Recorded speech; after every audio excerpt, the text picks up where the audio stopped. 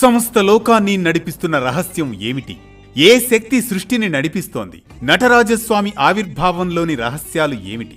తదితర దృష్టాంతాలతో దివ్యంగా సాగే అనగనగాలోని ఆధ్యాత్మిక ఆంతర్య కథనమే సృష్టిని నడిపించే తత్వం నటరాజ ఆవిర్భావం.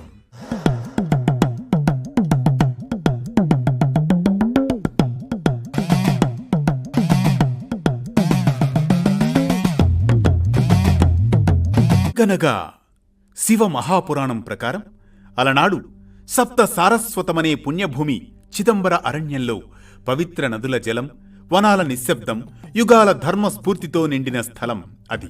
అక్కడ తపస్సు చేస్తే శివజ్ఞానం కలుగుతుందని తెలుసుకుంటారు మంకణ మహాముని. ఏకాగ్రతతో ఆ ప్రదేశంలో ఒక దివ్య సంకల్పంతో పరమశివుని అసలు తత్వం తెలుసుకోవాలని, లయనాట్యం రహస్యం దర్శించాలని దృఢ చిత్తంతో తపస్సును ప్రారంభిస్తాడు. ఓం నమశివాయ అంటూ ప్రారంభిస్తాడు. తదేక దీక్షతో ఏకాగ్రతగా శివునిలో ఐక్యమవుతాడు. ఓం నమశివాయ అంటూ తపస్సులో లీనమవుతాడు మంకణ మహర్షి. ఏకాగ్రతతోనే సాగే అతని శివభక్తి శ్వాసలా ప్రవహిస్తోంది. పగలు రాత్రి అనేవి లేవు. అతని మనస్సులో ఒకే ఒక లక్ష్యం, మహాదేవుని నాట్య రహస్యం దర్శించాలని. అతని తపస్సునకు దేవతలందరూ ఆశ్చర్యపోతారు. కాని శివుడు మాత్రం నిశ్శబ్దంగా పరీక్షగా చూస్తూ ఉంటాడు. ఈ భక్తుడు కేవలం దర్శనం కోసం కాదు, విశ్వనాట్య రహస్యాన్ని అర్థం చేసుకోవాలనుకుంటున్నాడు అని శివుడు గ్రహిస్తాడు. ఇలా ఉండగా రోజురోజుకు మంకణుని తపస్సు పరాకాష్ఠకు చేరుకున్న దశ అది. శరీరం బూడిదలా మారిపోతూ ఉంటుంది. హృదయం అగ్నిలా జ్వలిస్తూనే ఉంటుంది. రోజులు, నెలలు, యుగాలు దాటాయి. మంకణుని పెదవులపై నిరంతరం పంచాక్షరీ నాదం. ఓం నమశివాయ, ఓం నమశివాయ, ఓం నమశివాయ. ఆ జపం అంతరంగం నుండి వెలువడుతూ అతని శరీరాన్ని తేజోమయం చేసింది. ఈ భక్తి పారవస్యంలో ఒకరోజు తనంతట తానే తాండవం చేయడం ప్రారంభిస్తాడు. ఆ క్షణంలో ఆకాశం నుంచి ఒక అపార ప్రకాశం దిగి వస్తుంది. వాయువు నడుమ నాదం, నాదం లయంగా మారిన సమయం. ఆ లయ నాట్యంగా పరివర్తన చెందిన క్షణం. ఆ వెలుగు మధ్యలో ప్రత్యక్షమైంది ఓ దివ్య అవతారం. మంకణ మహర్షి, నీ తపస్సు నన్ను ప్రసన్నుణ్ణి చేసింది. కాని నీ తాండవం ఎవరికోసం? ఈ తపన ఎవరికోసం? తాండవంలో పూర్తిగా మునిగిపోయిన మంకణునికి శివుడి మాటలు వినబడ్డం లేదు. అతను నాట్యంలోనే లీనమై ఉన్నాడు. ఆ సమయంలో శివుడు మంకణుని ఇంకొంచెం గట్టిగా పలకరిస్తాడు. మంకణ, నీ తపస్సు విశ్వాన్ని కదిలించింది. ఇది నా తాండవం. సృష్టి, స్థితి, లయ, సంహారం, అనుగ్రహం అన్నీ ఒకే నృత్యంలో ఉన్నాయి. ఈ రహస్యం నీ వంటి సత్యభక్తుడు మాత్రమే గ్రహించగలడు. మంకణ, నేను నీ ముందున్నాను. కాని నీ నృత్యం, నీ తపస్సు ఇంకా ఎవరికోసం? ఒక రహస్యం తెలుసుకుని మసలుకో. అదే భక్తిలో అహంకారం కలిసినప్పుడు అది భక్తే కాదని. అప్పటికీ మంకణ మహర్షి గమనించలేడు. నాట్యం కొనసాగిస్తూనే ఉంటాడు. ఆ క్షణాన శివుడు ఆగ్రహిస్తాడు.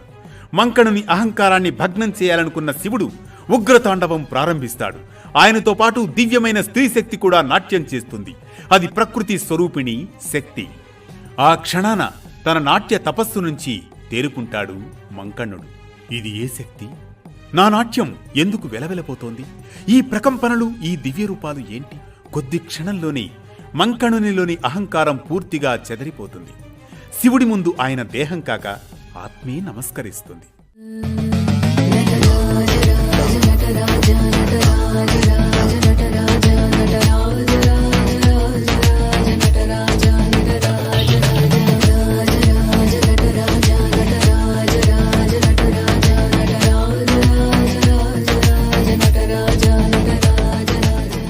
ప్రభు, క్షమించండి. నా నాట్యం, నా తపస్సు కూడా అహంకారపు ఛాయ పొందినట్లు ఇప్పుడు గ్రహించాను. మంకణ, సర్వ ప్రాణుల్లో ఉన్న జీవాత్మను నేనే. నా ప్రక్కన కనిపించిన దేవి ప్రకృతి శక్తి. లింగరూపుడినైనా అర్ధనారీశ్వరుడినైనా ఈ విశ్వాన్ని కదిలించే నటరాజునైనా అన్నీ నేనే. ఆ క్షణం మంకణ మహర్షికి జ్ఞానోదయం కలుగుతుంది.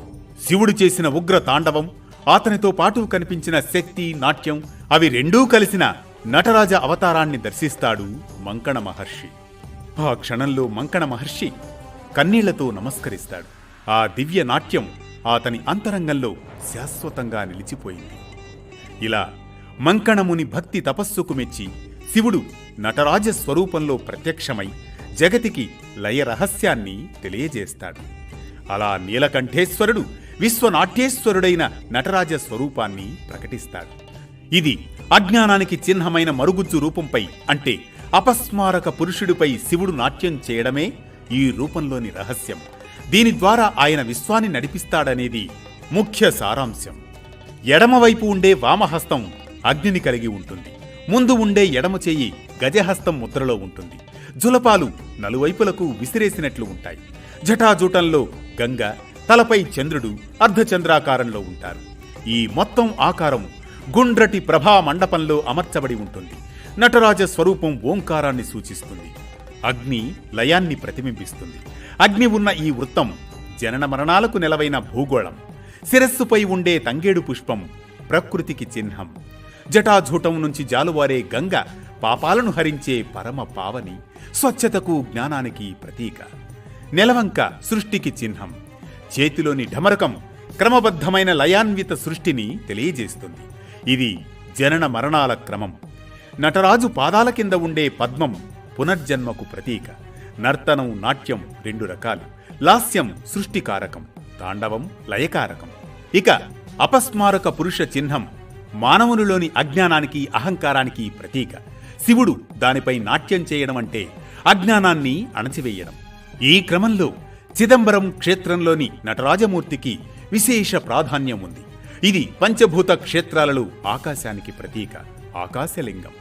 నటరాజ రూపం శివుడు విశ్వాన్ని ఎలా నడిపిస్తాడు, సృష్టిని ఎలా చేస్తాడు, లయాన్ని ఎలా సాధిస్తాడు, అజ్ఞానాన్ని ఎలా సంహరిస్తాడో తెలియజేసే ఒక అద్భుతమైన ఆధ్యాత్మిక తాత్విక రూపం. ఇది సృష్టిని నడిపించే తత్వం, నటరాజ ఆవిర్భావం. ఈ కథనం మనకిచ్చే సామాజిక సందేశం ఒక్కటే: మనిషిలోని అహంకారం, అజ్ఞానాన్ని తాండవంతో దహనం చేసేదే నటరాజ రూపమని.